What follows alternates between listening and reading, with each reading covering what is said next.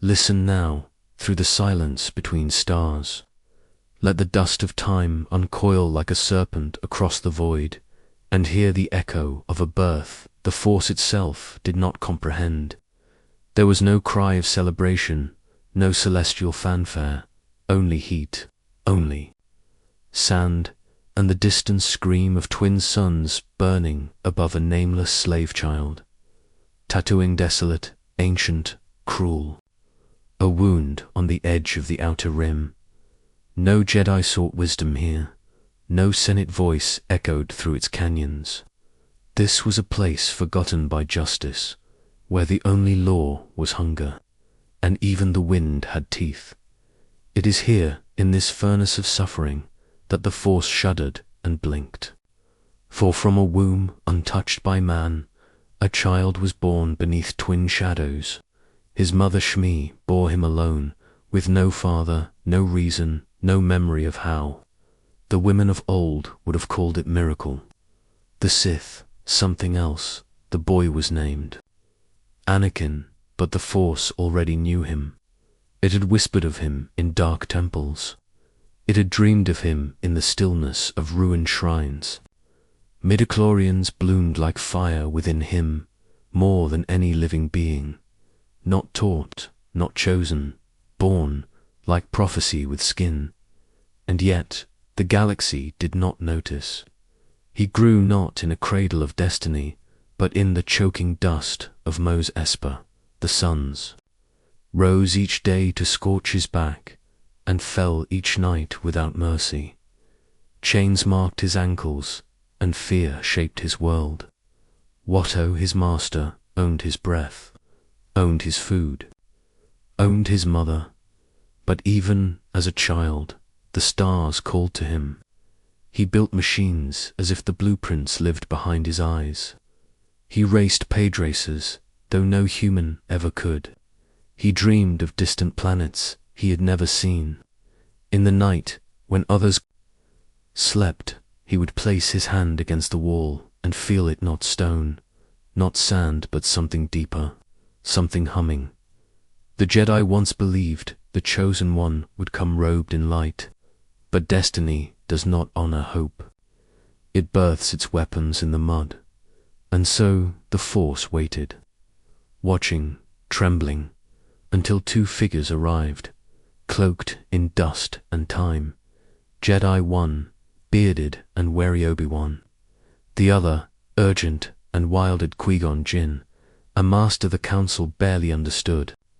He walked with a weight in his voice and dreams in his silence.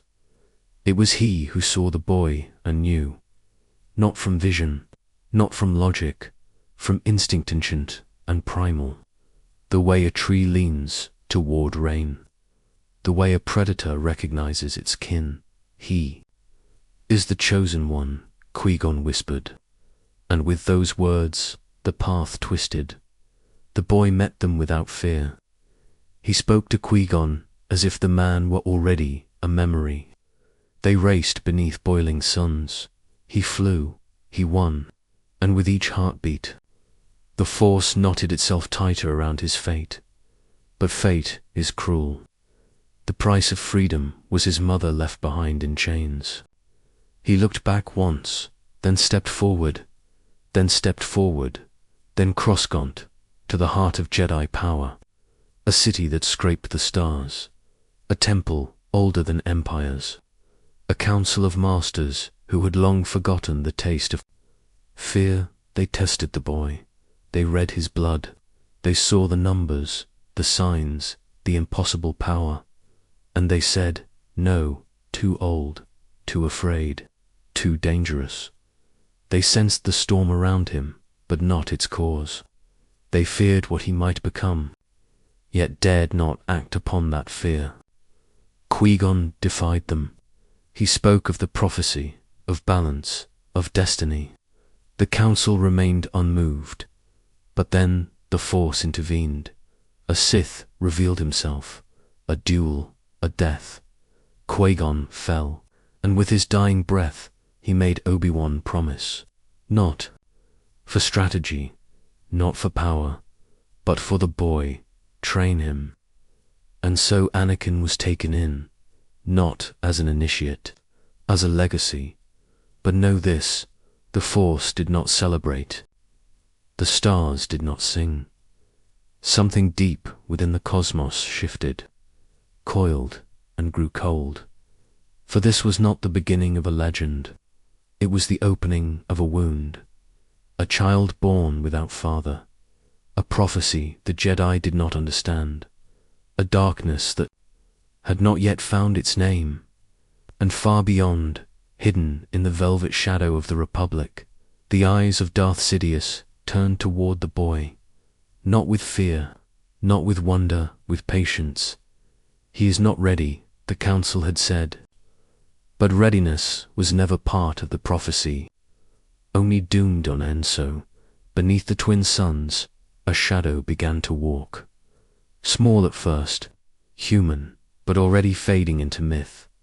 Anakin Skywalker, the chosen one, had begun to disappear. The wound is open. The Force has bled. The stars have forgotten how to sleep. Chapter 2. The Scent of Jedi Ashcenter, now the Temple of Light. Carved into the heart of Coruscant, like a monument to forgotten gods. Its towers stretched into the heavens, defiant against shadow. Its halls breathed silence older than nations. Here, beneath domes of golden glass, the Jedi kept their rituals, their archives, their illusions, and into this sanctuary, the child, was brought Anakin Skywalker, no longer of sand, no longer of chains. But the desert had not left him. It clung to him like ash, and the Force vibrating, furious, alive within him refused to quiet. Jedi younglings whispered his name with awe and with fear. He was not like them. He had not been shaped in silence. He had been forged in fire. Obi-Wan Kenobi, knighted too young, now bore the burden of a dying man's vow. Qui-Gon's ghost lingered between every breath he took, though it had not yet learned to speak. And in the boy's eyes, Obi-Wan saw both wonder and a restlessness he could not name. They were bound but not by fate, by oath, by absence. The Council watched with veiled eyes. Master Yoda, ancient as moss, felt the tremors. Clouded, this boy's future is, he muttered. The others nodded, debating balance, destiny, danger. But the truth had already settled across the temple, silent as dust. Something had entered their midst that did not belong. The Jedi taught serenity. The boy dreamed of fire. The Jedi renounced attachment. The boy mourned his mother each night. The Jedi feared fear itself, and the boy was made of it. Still, they trained him. Lightsaber forms, meditations, ancient chants passed down since before the Rusin Reformation. But when Anakin moved, it was not with discipline, it was with hunger. His blade snapped too fast. His focus burned too hot. Masters whispered behind closed doors that the boy was not becoming a Jedi. He was passing through their halls like a storm. And always the Force whispered. It did not hum for him, as it did for the others. It screamed. There were moments buried when Anakin reached into the Force and touched something else. Not darkness, not light. Something deeper, something ancient and coiled, that pulsed with memory and rot. It showed him images not his own. Worlds dying, eyes watching, temples buried in blood and chanting. When he blinked, they vanished, but the echo remained. Once, in meditation, he spoke without knowing. The Force remembers what the Jedi have forgotten. Master Windu heard him and said nothing. But from that day, his gaze grew colder. In the bowels of the temple, where only few dared walk, there were vaults. Places where ancient holocrons whispered madness into empty rooms. forbidden artifacts locked behind seals of light. One night, Anakin wandered near the door, did not open, but it noticed him. A presence within stirred, like breath against a cold mirror. And Anakin lingered. He did not speak of it, not to Obi-Wan, not to the Masters, but that presence had known his name. The Jedi Temple still sang its hymns, still held its rituals, but beneath it, something ancient had begun to stir. A rot, a prophecy misunderstood, and a child too powerful to guide, too wounded to restrain. Obi-Wan tried. He spoke of patience, of clarity. He scolded and instructed and praised. And sometimes Anakin listened. In those moments, the boy smiled, and the temple felt almost at peace. But other times, his eyes turned inward, toward something the Jedi could not see, something they had trained themselves not to see. He questioned the code. Why must love be cast aside? Why must attachment be feared? Why should justice wait for permission? Each question was a crack, small, quiet, but deep, and through those cracks, the voice of the galaxy seeped in.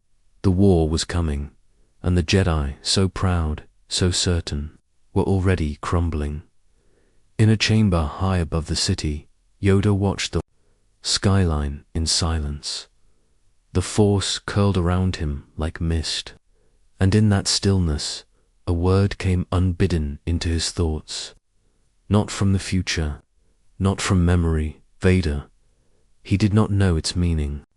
Not yet, but it clung to the air like smoke. The days passed. The boy grew. His powers swelled like a tide. And through it all, the scent lingered like the faint aroma of ash before a fire. Not from the city, not from the war, from the temple itself, from its stones, from its hearts, the scent of Jedi ashes.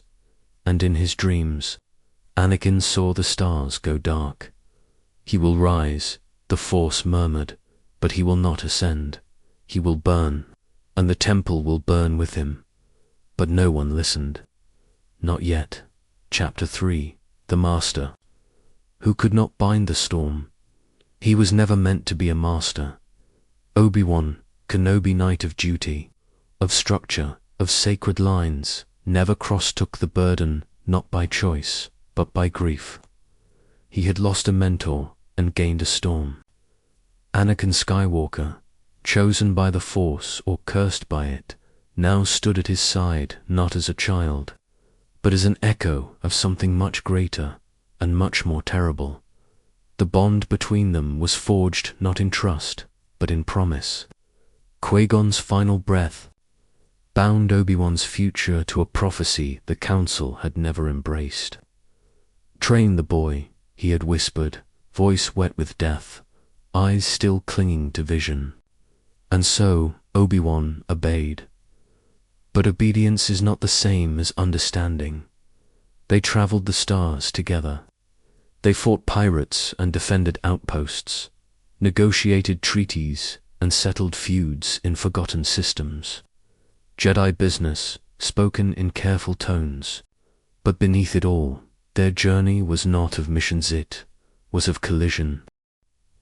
Anakin tested boundaries like a flame licking its cage. His questions never ceased. Why this rule? Why that tradition? Why silence? Why distance? Why fear? He did not mean to be rebellious. He only wanted to feel. But the Jedi had long forgotten how to feel, and Obi-Wan, bound by code and loss, taught what he knew. Calm, detachment, discipline. These were his gifts. These were his walls. And Anakin needed more than walls. He was too fast, too strong, too certain in ways that frightened even him. His emotions moved like tide's joy became fury, fear became resolve. When he sparred, others could not keep up. When he meditated, the Force pulsed too bright. Some whispered behind robes that he was too powerful to be safe, too unstable to be kept, and yet Obi-Wan stood by him, loyal, stern, tired. The master wore his robes like armor and his restraint like chains. He loved Anakin as a brother, though he would not say it aloud. The Jedi did not speak of love, but Anakin needed love, and so cracks deepened once. On a distant moon, they came across an old ruin carved in strange symbols that the archives had erased. Anakin stepped into the chamber first, and the walls whispered, not in words, in recognition. The air shifted. The stones seemed to breathe. Obi-Wan called him back. "What is this place?" Anakin asked, eyes wide. "Nothing," Obi-Wan replied.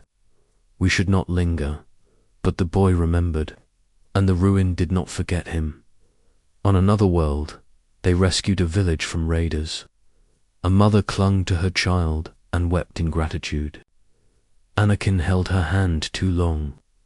Later, alone, he wept in silence. "Why didn't we go back for her?" he asked of his own mother. Obi-Wan had no answer.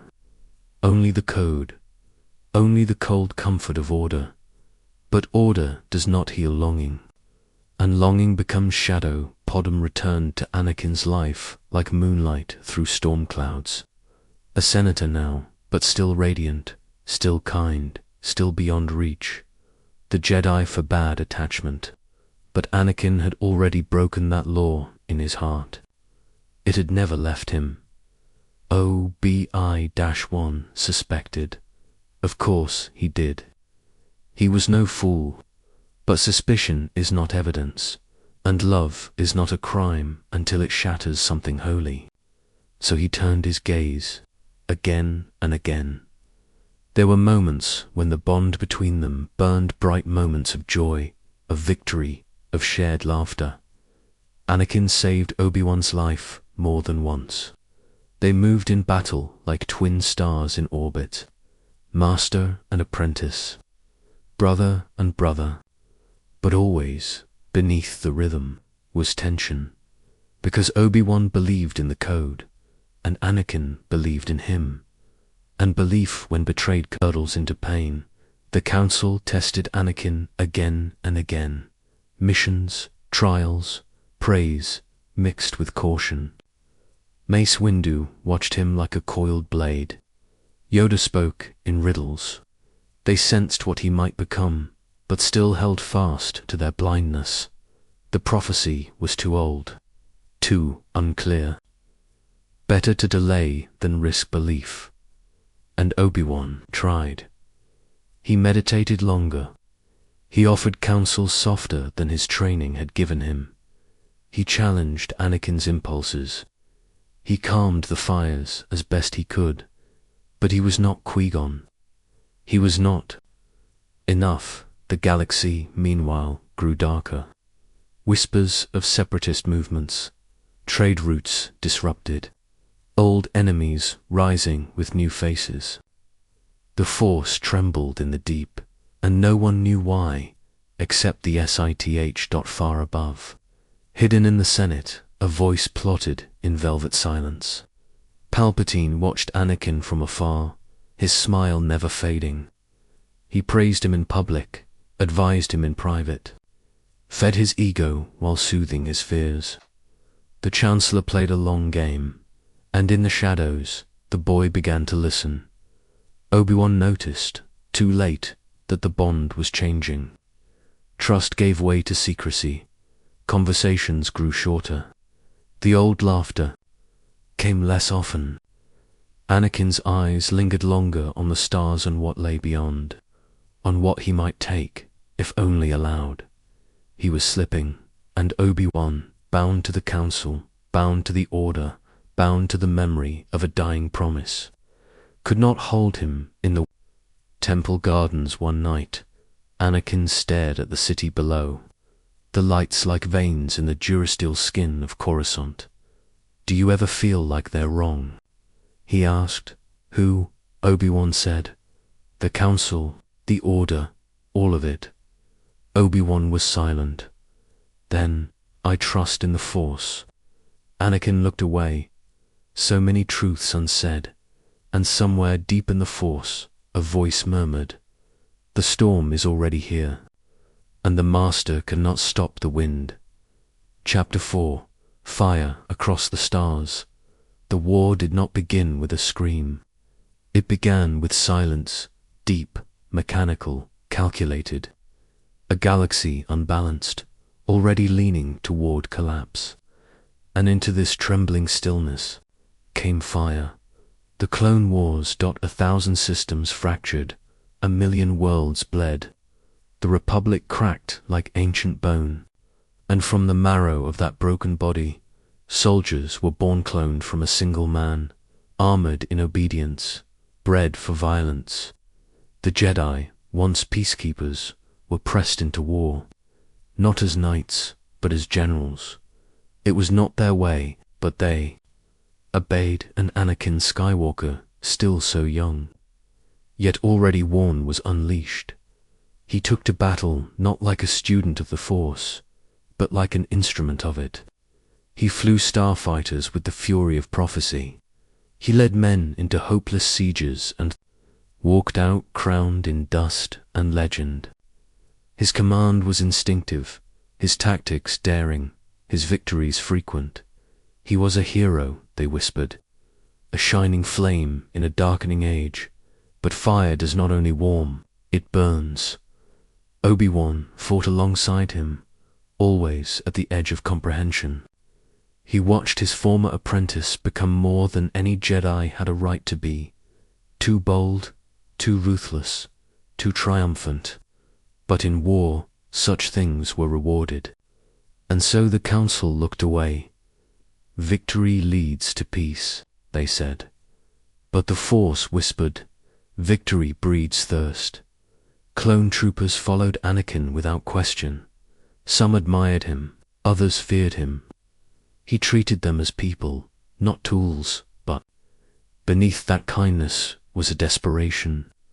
He would not lose them, not like he lost his mother, not like he feared losing Padme, because though the Jedi wore war like a borrowed cloak, Anakin was stitching it into his skin. Each battlefield shaped him, each death hollowed him. His emotions, once volatile, now calcified. He grieved in silence.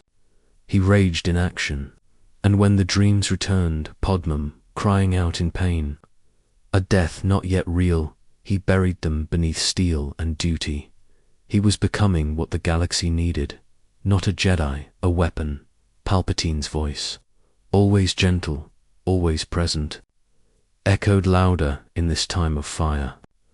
The Chancellor praised Anakin in public forums, held private meetings masked as mentorship.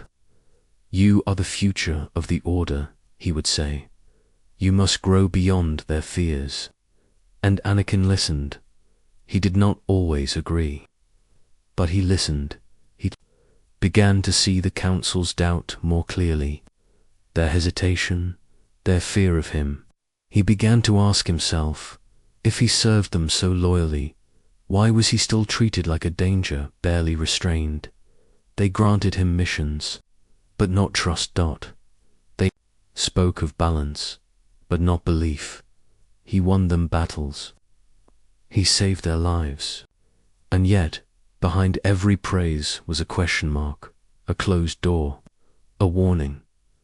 The force around him pulsed more erratically now. It surged in him during combat rule, wild, uncontrolled. Sometimes it showed him glimpses of future deaths. Sometimes it whispered his own name as if it did not recognize him. The Jedi called it passion, dangerous, unstable. But Anakin called it truth.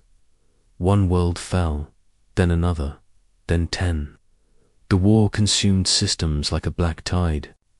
And Anakin, no longer the boy from Tatooine, stood at the center like a pillar made of lightning. He began taking missions alone.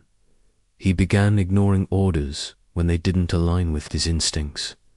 He began dreaming of ending the war not through peace, but control. There must be a better way, he whispered to Padma in the dark, and in her silence, he heard agreement. She, too, had seen the failures, the corruption, the rot. But unlike Anakin, she still clung to hope. He clung too. Power. And so the stars continued to burn. Fleets shattered, planets screamed, and the Jedi, wearied and scattered, grew more rigid in their ways. Yoda, old beyond measure, looked into the Force and saw only clouds. Windu grew harder, sharper. Obi-Wan watched his apprentice vanish behind.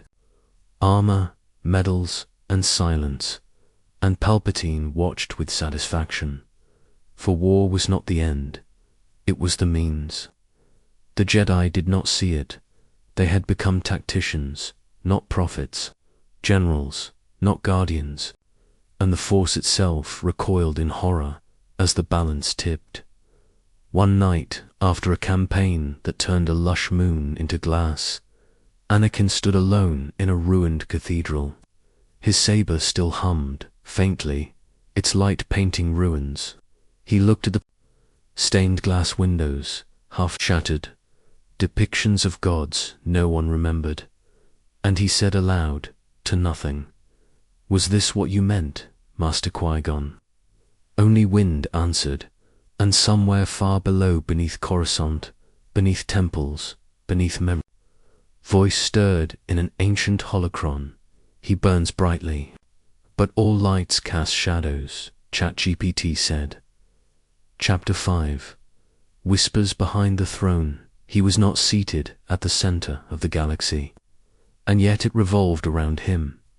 Chancellor Palpatine serene, soft-spoken, draped in crimson, and sat not on a throne, but behind it. His office overlooked the towers of Coruscant, like a god staring down at a chessboard. Yet he moved no pieces. He merely suggested, and Anakin Skywalker listened. Always the visits began in the same way, a summons, a kind word, a gesture of mentorship cloaked in humility. A friend of the Jedi, Palpatine would say, and always a friend to you. The war raged outside, systems fell, Jedi died, and inside the Chancellor's chamber, beneath golden light and walls, carved with ancient stone, the conversations darkened, not with threats, with doubt. Doubt in the Council, doubt in their trust, doubt in their loyalty to Anakin, their so-called chosen one. "They do not see you, my boy," Palpatine would say, voice like velvet poured over poison. "They use your brilliance, your victories, but they fear what you could become." Anakin would deny it at first. "They respect me." But inside, something twisted, because he knew the looks. He heard the hesitation behind every assignment. The Council had not granted him the rank of Master, though he sat among them. They spoke to him like a weapon. They smiled at him like a storm cloud. Palpatine, by contrast, never flinched. He saw Anakin not as threat, but as heir, and Anakin, once starved of approval, now began to taste it bitter, yes, but real. They would sit in silence together, Palpatine and his prized knight, watching the lights of the city bleed into dusk. "You know, the Jedi were not always so restrained," the Chancellor would murmur. "There were once philosophies, far older, far wiser, that embraced the fullness of the Force, not just the light." He never said the word sith. He did not need to. The truth came in dreams. Anakin began to see Padma again and again, dying. Her breath caught, her voice fading. He would wake and sweat, heart racing, and stare at the walls as if they could answer. He searched the Jedi archives. He meditated until his knees ached. Nothing soothed the vision. Only one man offered a solution. "It is possible," Palpatine whispered, to influence life itself, to save those you love, even from death. Anakin's breath stilled. How? The Chancellor's smile was small. Not through the Jedi. And in that moment, a door opened. The Force did not protest. It simply watched. For within Anakin, the storm was no longer gathering. It was seeking, not peace, not light. Control. He began questioning the Council more openly. His tone grew sharper, his eyes colder. The temple felt smaller now, tighter-like. A cage. He no longer felt awe within its marble corridors. He felt resistance. "You're holding me back," he said to Obi-Wan one night. Obi-Wan looked at him, sorrow etched into every word. "Anakin, you're treading a path I don't recognize. I'm not a child." "No," Obi-Wan said, gently, "you're not." But something childlike still remained. A deep, unhealed fracture where fear lived like rot. The fear of loss, of helplessness, of chains. Anakin did not crave power for dominance. He craved it so he would never again kneel before fate. And Palpatine fed that hunger, grain by grain. When the Council finally asked Anakin to spy on the Chancellor, it was a fatal mistake. "You want me to betray a friend?" he asked, voice quiet but edged in fury. "We are asking you to serve the Republic," Mace Windu replied, "and to do what only you can." But Anakin heard the unspoken. "We do not trust you, but we will use you." He left the chamber in silence, and in the silence, something snapped. He returned to Palpatine, cloak heavy, mind darker than ever before. "They asked me to watch you," he said, barely a whisper. "And will you?" The Chancellor asked, not angry, amused. Anakin looked away. "Good," Palpatine said. "That means they fear you, and fear, my boy, is the path to betrayal." In that chamber, the walls pressed inward. The Force felt thinner, and beneath the city, in catacombs long sealed, the Sith holocrons stirred like sleeping serpents. The galaxy did not notice, but the shadows did. The Jedi meditated above the storm, blind to the lightning they had ignored. Anakin stood between two temples, one of light, one of lies, and he no longer knew which was which.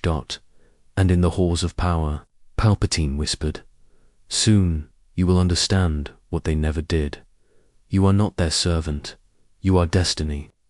Chapter 6. The Phantom Path of Mercy. And so, the child of fire and ruin, the boy once cradled in the arms of slavery, now walked among shadows draped in golden robes. Anakin Skywalker, Jedi, soldier, prophet of unrest, moved like a storm through the corridors of the temple, a phantom half-formed, cradling within him the silent scream of futures yet broken. He was not yet Vader, but no longer truly Jedi. In the council chamber, the voices of the ancient order trembled beneath their own weight.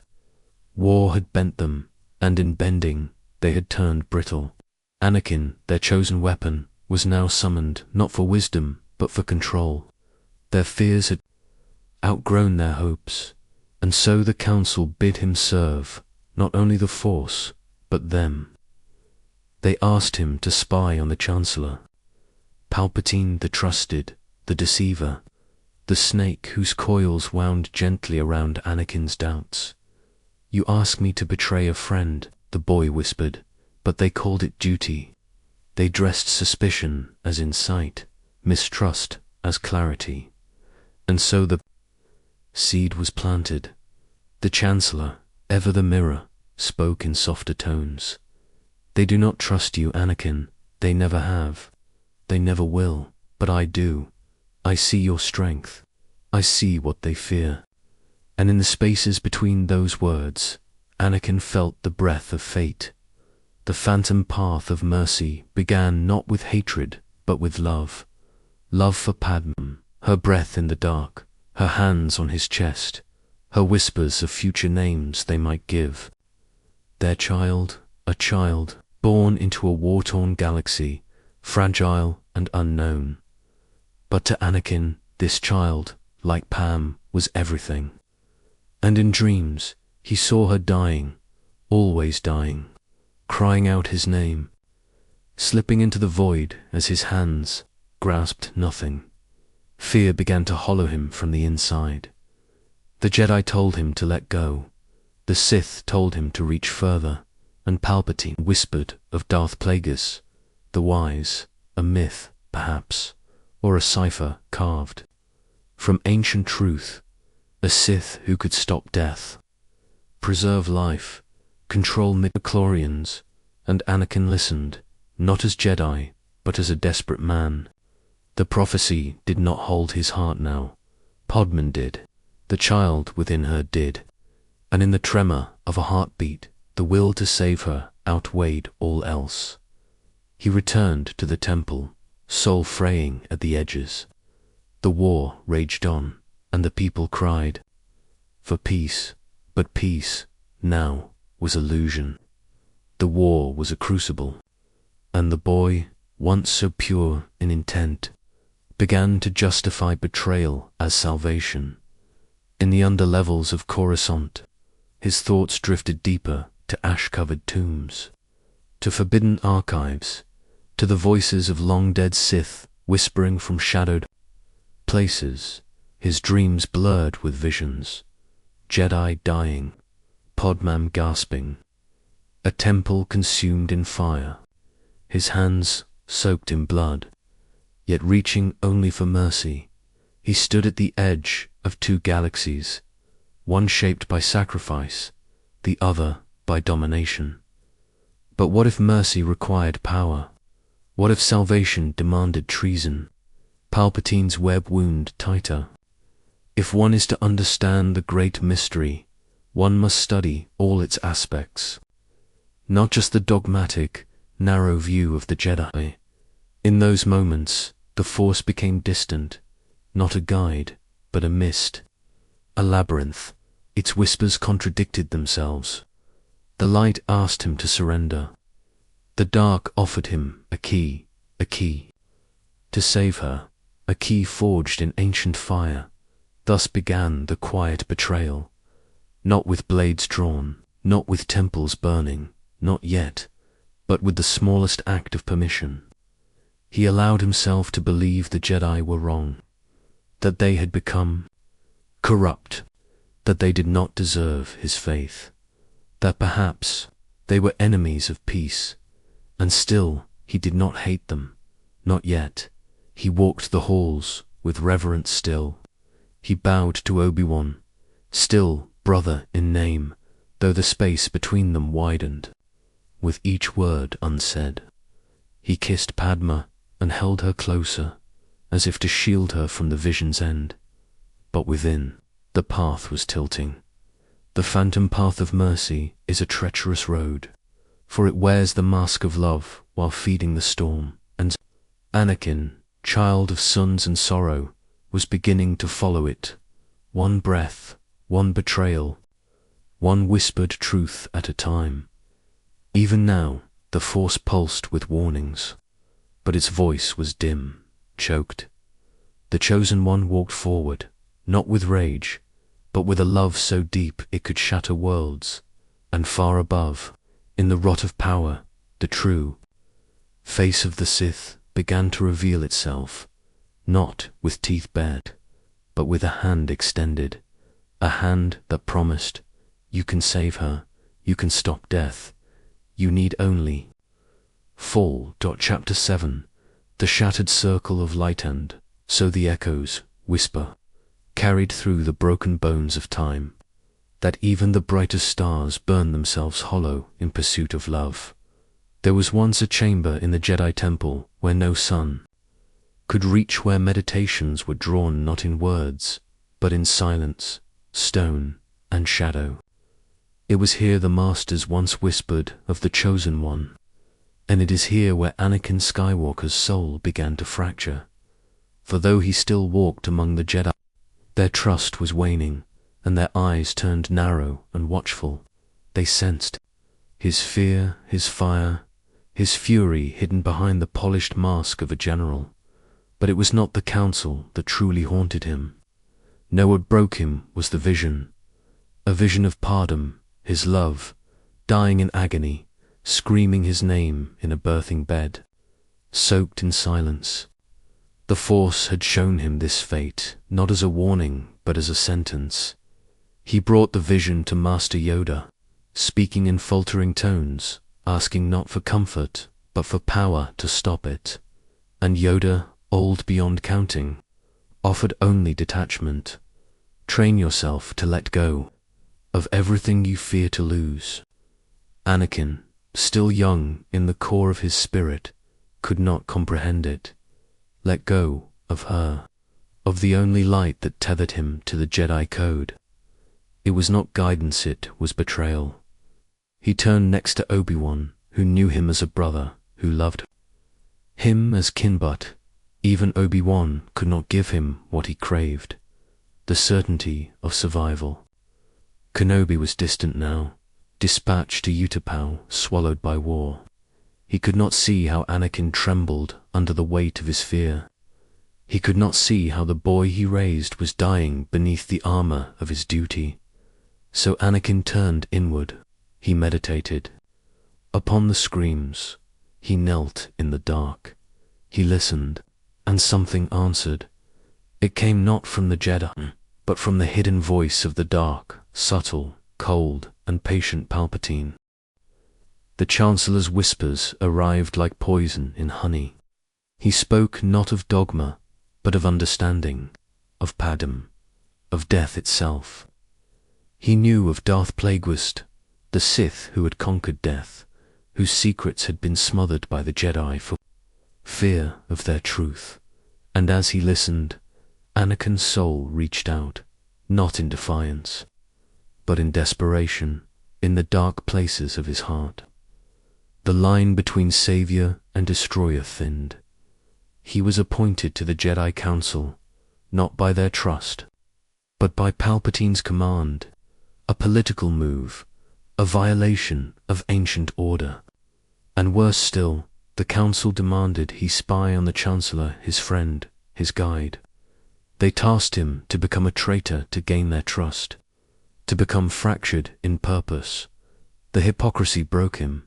He sat in silence in the meditation chamber, surrounded by the carved faces of dead Jedi, long forgotten. And he wept not from grief alone, but from fury, for he had given everything. And still the Order saw him as a tool. The visions returned, each time more vivid, each time more unbearable, and the whisper grew louder. He began to doubt the prophecy that had birthed his life. Had it ever been truth, or merely a leash fashioned by Jedi fear and Sith hope alike? Perhaps he was not born to bring balance, but to break the lie of balance itself. Pond watched him, gentle as moonlight, but she could feel it too, the weight, the chill, the slow, unspoken terror that passed through him like a cold wind. She asked what troubled him, and he lied. Again, again, again. He became a stranger to her, not out of malice, but out of the dread that if he told her, she would beg him not to. Actand, he would have to choose between her and the only path that promised her survival. So the circle shattered. Trust dissolved. Light bent, and the Jedi who once believed in the Chosen One now watched him as a threat. Cloaked in prophecy, the trap had closed, the dream had decayed, and in the heart of the temple, as war raged across a galaxy dying in the light of 1,000 stars, Anakin Skywalker stood at a crossroads. Above him, a statue of a forgotten Jedi loomed, face cracked, hand raised in warning, and below, the voice whispered again, now no longer a murmur, but a command. All who gain power are afraid to lose it. Even the Jedi. And in the silent breath between destiny and doom, Anakin Skywalker began to fall. Chapter 8: The Mask of Peace. The Sword of War. There were no screams in the Jedi Temple when Anakin arrived, only silence. A silence thick like ash. A silence that suffocated before it burned. The temple, his home since childhood, stood not as a bastion of light, but as the final altar upon which the illusions of peace would be sacrificed. The council chambers were empty. The archives still glowed, and the younglings, they awaited their savior. He entered, cloaked in darkness, yet wearing the robes of a Jedi Knight. A symbol of peace, now repurposed for war. The children, innocent and pure, saw his silhouette and reached for hope. Master Skywalker, they called him. Not Anakin, not Vader, just Master. And in that name, he was reminded of all he had once sworn to protect. But there could be no hesitation. The will of Sidious pulsed through his thoughts, intoxicating, inescapable. There is no other path. The sword had been drawn, and it must taste blood or be turned against him. So he became the blade. In that chamber of light, he snuffed every star. Across the galaxy, Order 66 echoed like a death chant, clones turning upon their Jedi generals. Friendships shattered in an instant. Jedi Masters, warriors of centuries, were cut down by those they trusted most. Ki-Adi-Mundi fell charging, still believing in the bond he'd forged. Alla Secura died amid nature's bloom, unaware her final breath would be stolen by comrades. Even Plo Koon, flying through the skies of Cato Nemoidia, did not see betrayal until fire consumed his cockpit. Each death was a verse in the unholy liturgy of the Sith's return. Each fallen Jedi a symbol that the Order had grown too proud, too sure, too deaf to hear the hum of rot beneath their marble floors. They were not just killed, they were unmade, erased from the tapestry of the Force, as if their threads had never been woven on Mustafar. Anakin's shadow deepened further. He became executioner of the separatist leaders, those who had unknowingly served as pawns in a war orchestrated by both sides of the same Sith hand. The slaughter was not battle, it was ritual.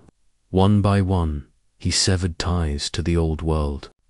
His saber was not a weapon, it was a key unlocking the final seal of Darth Vader. As his blade ignited again and again, he began to believe the lies he had once resisted, that only strength could preserve peace, that love justified annihilation, that Podman would survive because of what he had become, not despite it. His eyes now burned yellow, like suns devouring themselves. Meanwhile, Padma Amidala stood upon the balcony of her apartment, watching the smoke rise from the Jedi Temple. The wind did not whisper. The galaxy did not weep. All was still, as if the cosmos itself held its breath. She sensed that something had changed, not just in the galaxy, but in him. Her Anakin, the boy who once raced pods and dreamed of freedom, had vanished into shadow, and yet she could not believe he was lost. Love is not logical, nor is it clean. It binds even as it breaks. When Obi-Wan returned from the slaughter, he was no longer a Jedi general. He was a mourner, and he carried knowledge that scorched the soul. The archives had recorded Anakin's entry into the temple and the horrors that followed. Even Yoda, most ancient and wise, faltered. His eyes, once filled with millennia of patience, now flickered with fire. The Jedi Order had been undone not from without, but from within, from the very soul they had once declared their chosen one. And still there was no triumph. The Sith had won a war with no glory. They had torn down the walls of the temple only to find themselves in a tomb.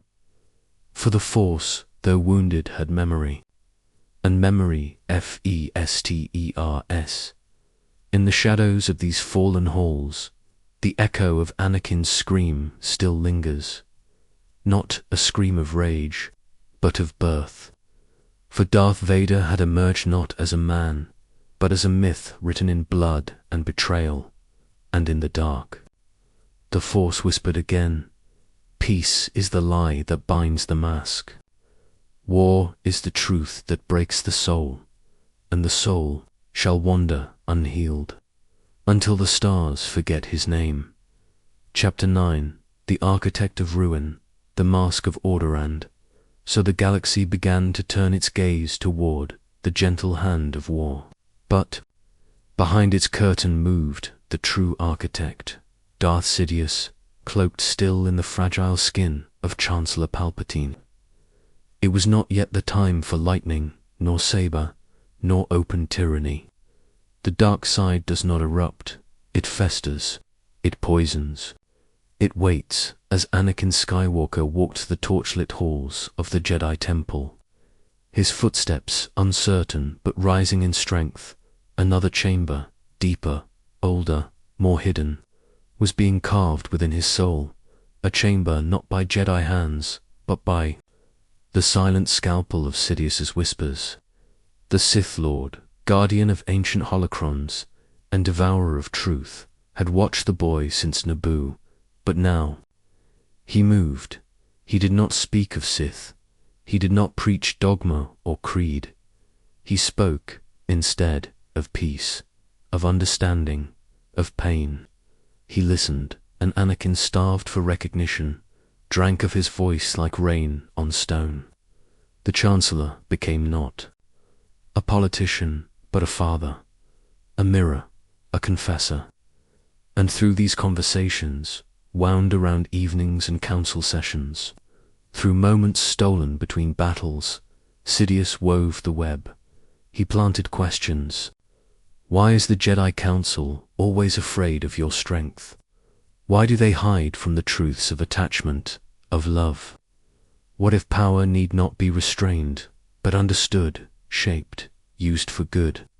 And Anakin, the chosen one, began to wonder not who he was, but who the Jedi would not let him become.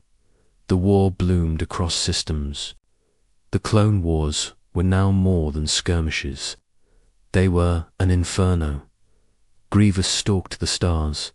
Dooku commanded dread fleets. Worlds burned. And amidst this tide of flame, the Republic turned to one voice, to one beacon, and that beacon was Palpatine. He expanded his powers. Emergency measures, necessary laws, direct control of military actions. The Senate applauded. The Jedi watched, uneasy, and yet none truly opposed him. For each Jedi was now a general, lost in 1,000 fronts. The Order had become soldiers. Knights were no longer guardians of peace. They were tacticians, killers, commanders.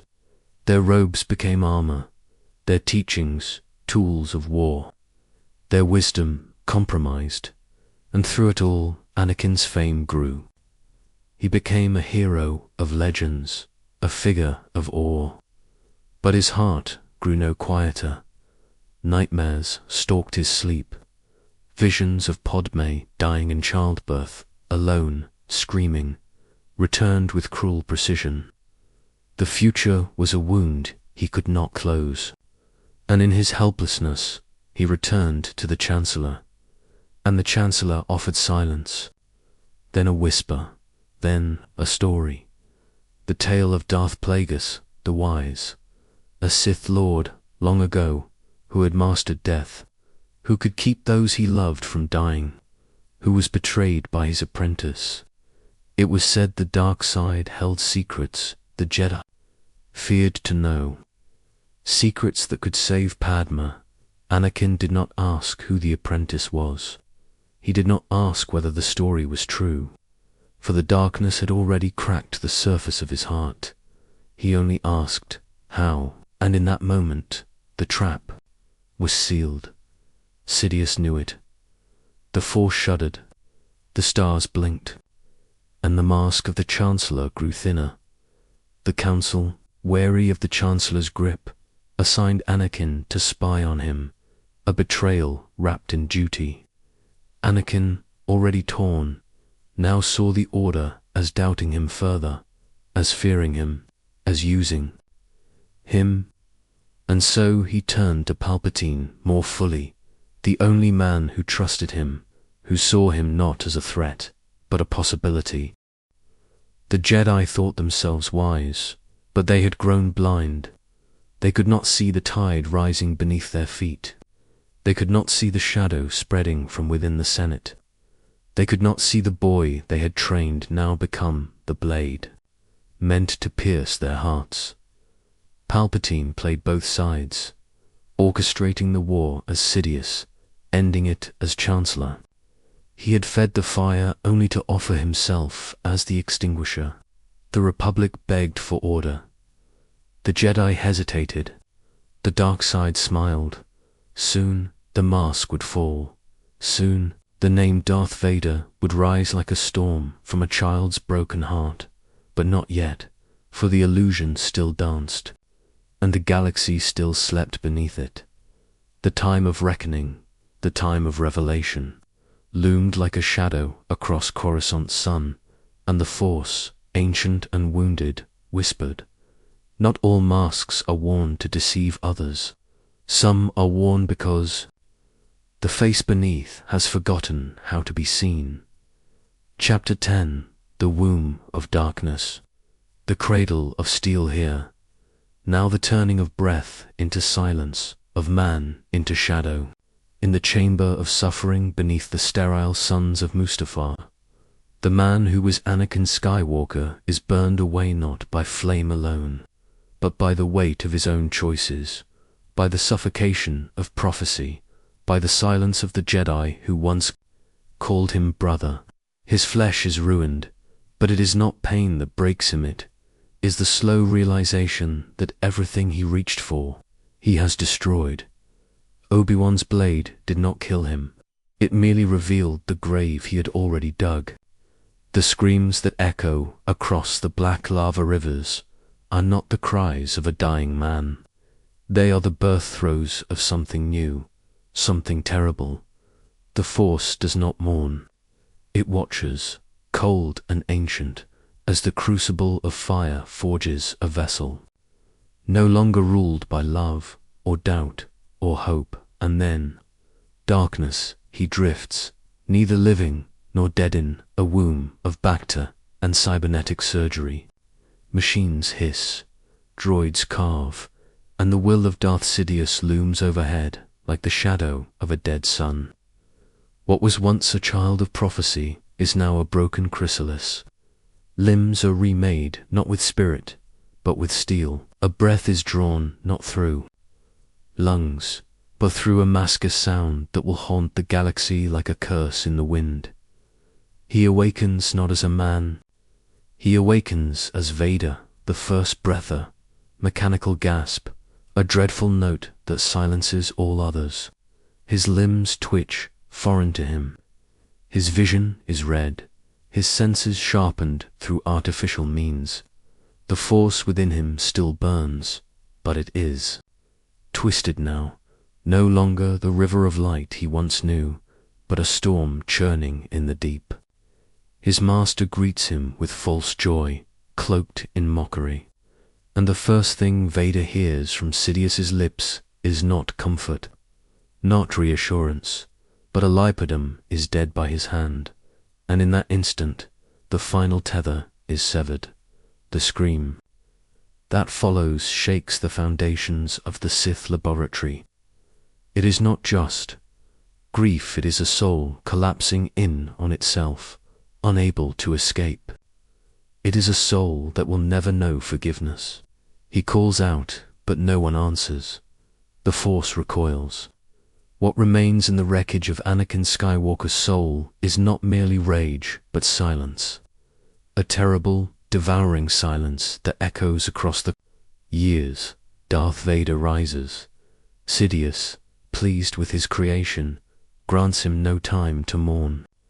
He is sent into the galaxy like a blade unsheathed his first task, the hunting of the Jedi who survived.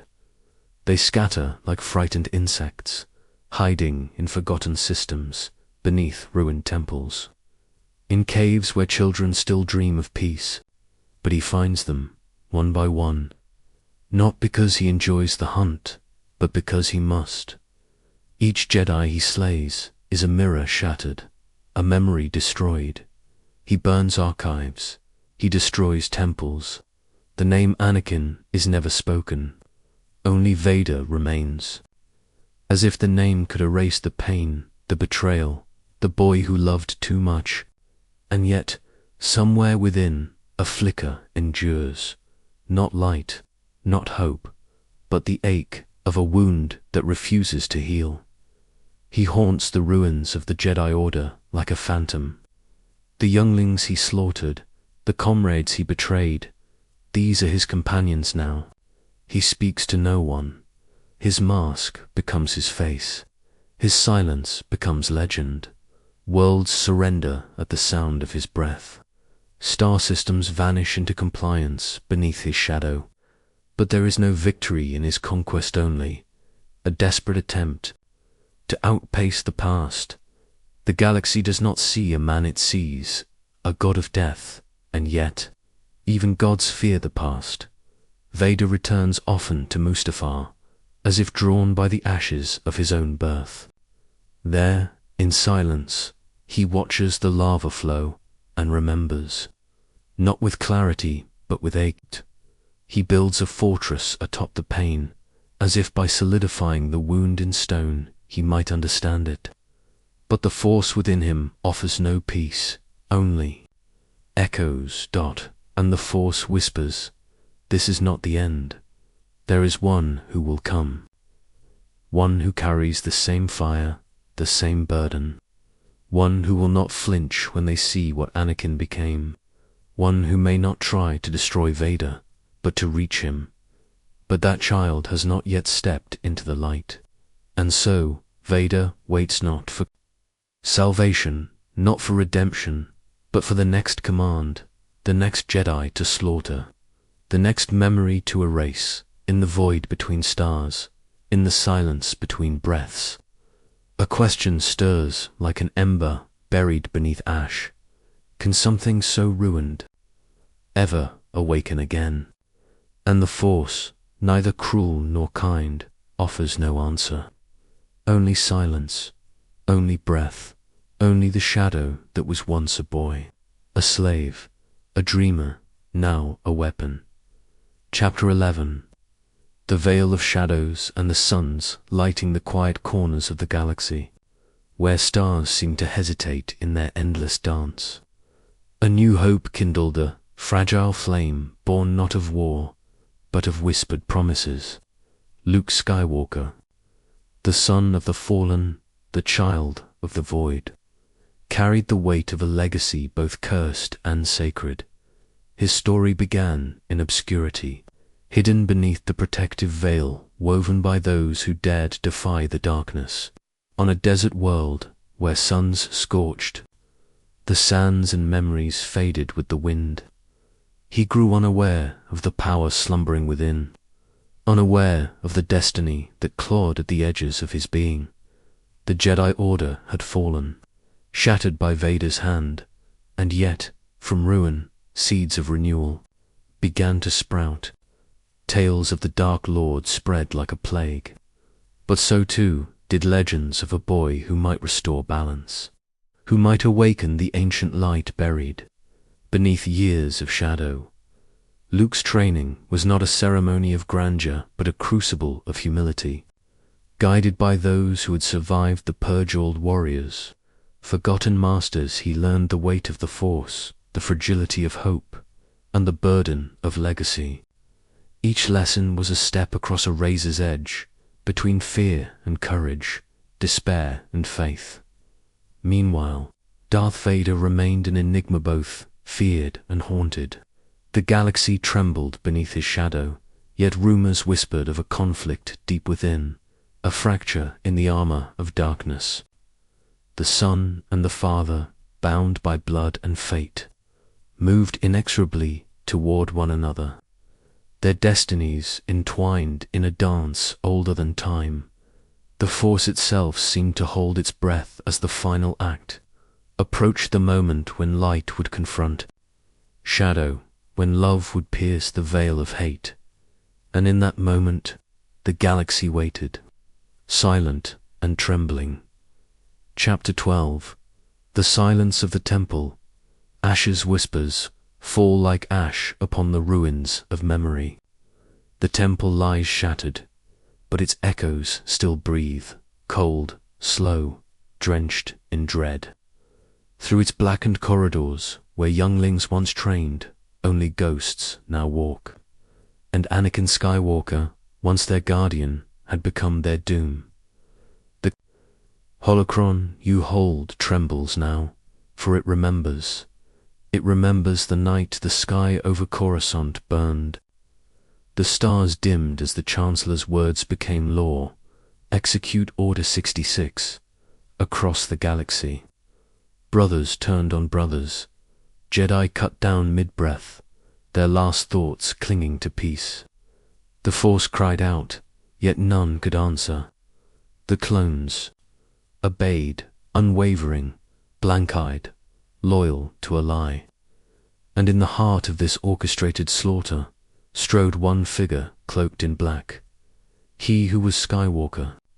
He who had once laughed beneath twin suns. He entered the Jedi Temple not as a savior, but as a shadow. Behind him marched the 501st Legion, their footfalls heavy with destiny, and in their path innocence perished. Even the children, the young, looked up to him, expecting guidance, and found only a lightsaber's hum. One asked him, "Master Skywalker, what are we going to do?" He did not answer. The Force recoiled as he raised his blade. What was once a temple became a tomb. Statues of the ancients crumbled under fire. The sacred holocron vault was breached and defiled. The crystal of Ilum wept. All that the Jedi had, built over 1,000 generations, fell in a single night of betrayal, and the council scattered, confused, hunted, could not comprehend the scale of it. Master Kiadimundi was struck down on Magneto. Ala Secura, felled by those she trusted. On Felucia, Plo Koon's starfighter was pierced by treachery on Cato Nemoidia. All fell in moments. All except a handful. Yoda, hidden now among the swamps. Obi-Wan, barely alive and newly broken. And Bail Organa, who saw the flames from his speeder and turned away with eyes hollowed by horror. The Jedi were not merely betrayed. They were erased in the black vaults of the temple. Palpatine had prepared, long before this hour, secret catacombs, ancient Sith shrines hidden beneath the sacred spires.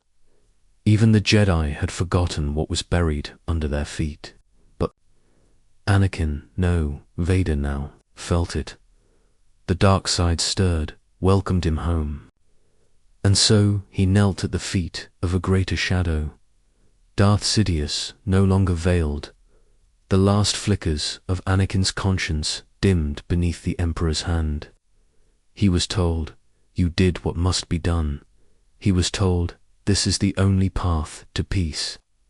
He was told, "Your power has saved the Republic." And like a child desperate for approval, he believed it. But the temple itself remembered. Its stones, scorched and cracked, still echo the screams. The Force, once bright within its halls, now flows twisted through its ruins. The Jedi flame, extinguished by one of their own, burns still not in hope, but in haunted memory. And so the galaxy turned a page soaked in blood. The age of Jedi was over. The age of Empire had begun. But listen closely, apprentice. Do you hear it? In the Void where once was song, in the ashes of truth, something stirs. A breath, a murmur, a prophecy not yet undone. The Force does not forget, not even him. Chapter 13. The Emperor's Shadow. The iron fist from the ashes of a dying republic. A new order rose, vast, unyielding, and forged in fear. The galactic empire spread its wings like a dark star, swallowing systems, extinguishing rebellion before it could kindle. And at its heart stood the Emperor Palpatine, the Sith Lord, cloaked in the guise of peace. His smile as cold and endless as the void. Darth Vader was his shadow, the blackened fist that crushed hope, the breath of death across the stars. No longer Anakin Skywalker, the boy from Tatooine. He had become a symbol, a myth wrought from terror and regret. His armor gleamed under the starlight, his mask a mirror reflecting fear. But beneath the steel and machine, a fractured soul cried silently, lost beneath the weight of power and loss. He hunted Jedi survivors, ghosts from the past, who dared to resist the Empire's grasp. Their temples burned, their legacies shattered. Each strike was not only an act of war, but an echo of betrayal, a reminder of the path he chose and the innocence forever lost. The Empire tightened its grip, enforcing order with ruthless precision. Planets bent the knee or were razed to dust.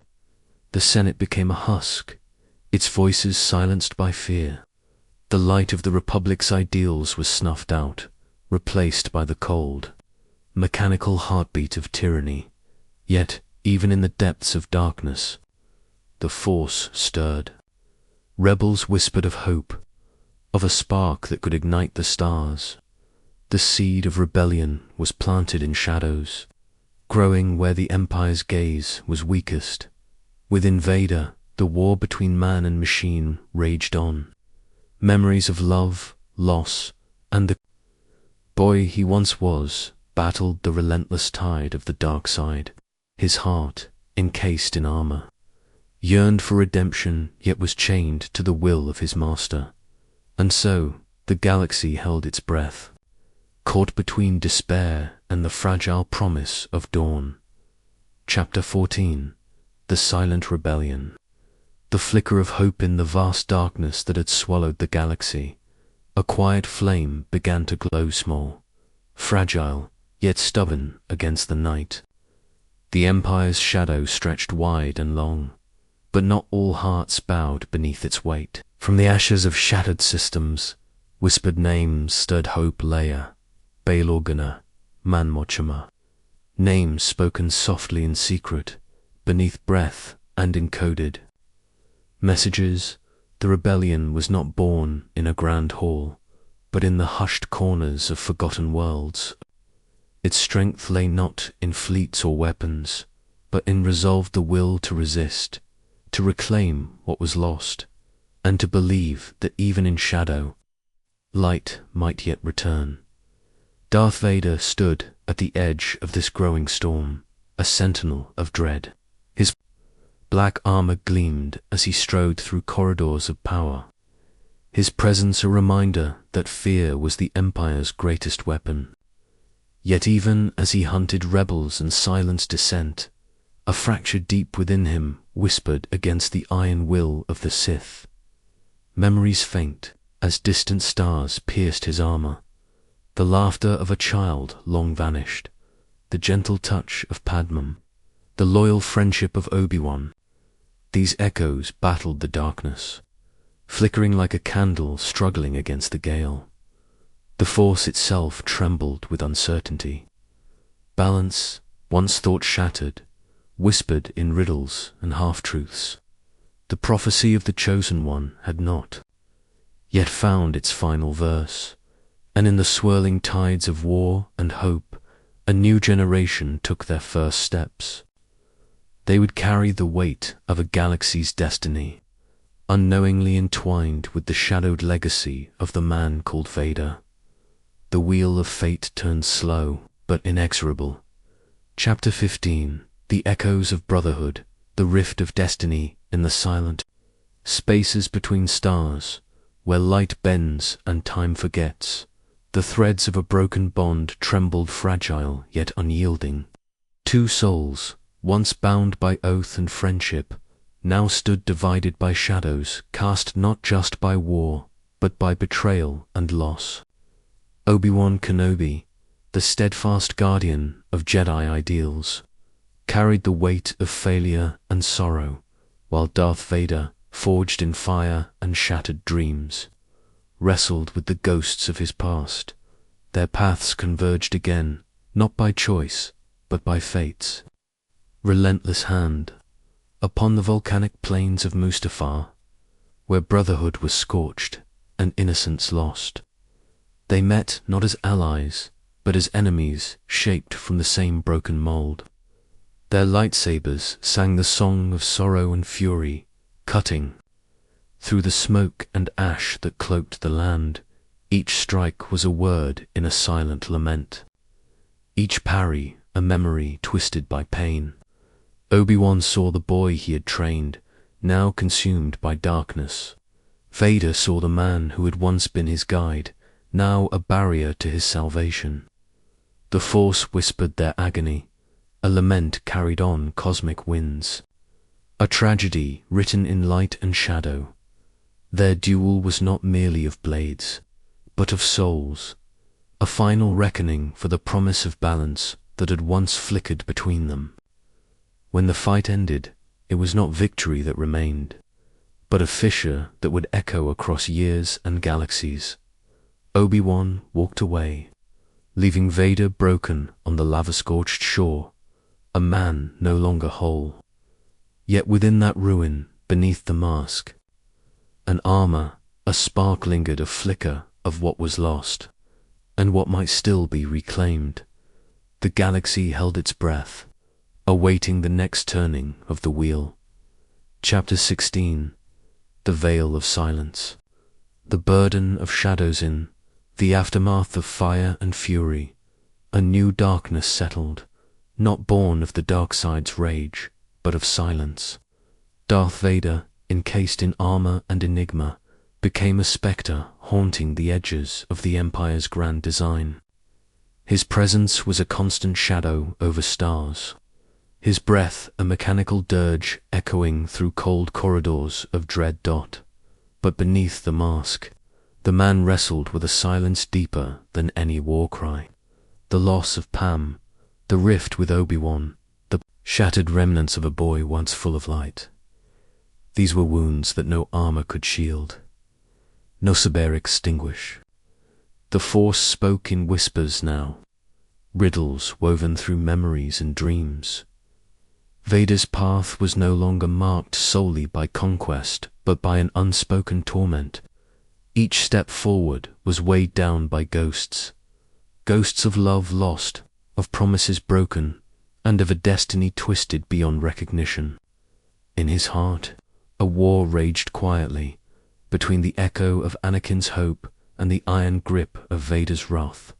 The galaxy itself seemed to pause, caught in the breath between past and future. Empires rose and fell like tides, yet this shadow remained, constant, a reminder that even the darkest night can birth the faintest dawn. And in that fragile twilight, a new voice stirred. A son, hidden and yet destined, carried the hope of a broken legacy. The cycle was not yet complete. The prophecy, still whispered among the stars, awaited its final breath. Chapter 17. The Sun's Light, the Father's Shadow across the veiled worlds of the Outer Rim. A spark of hope flickered small yet fierce, the light of a child born into the storm. Luke Skywalker, unaware of the legacy of darkness that awaited him, grew beneath the twin suns of Tatooine, his heart unburdened by the weight of his father's fall. Yet the Force, ancient and unyielding, sang a song of fate that intertwined their destinies in threads both fragile and unbreakable. whispers reached Vader across the void, the son who lived. The echo of Padme's love and Anakin's unfulfilled promise. It stirred a tempest within the blackened warrior, a turmoil unseen beneath the mask. The dark side's grip tightened, yet within the depths, the flicker of a father's memory struggled against the consuming night. Luke's journey began with innocence, but the path before him was shrouded in shadow and sacrifice.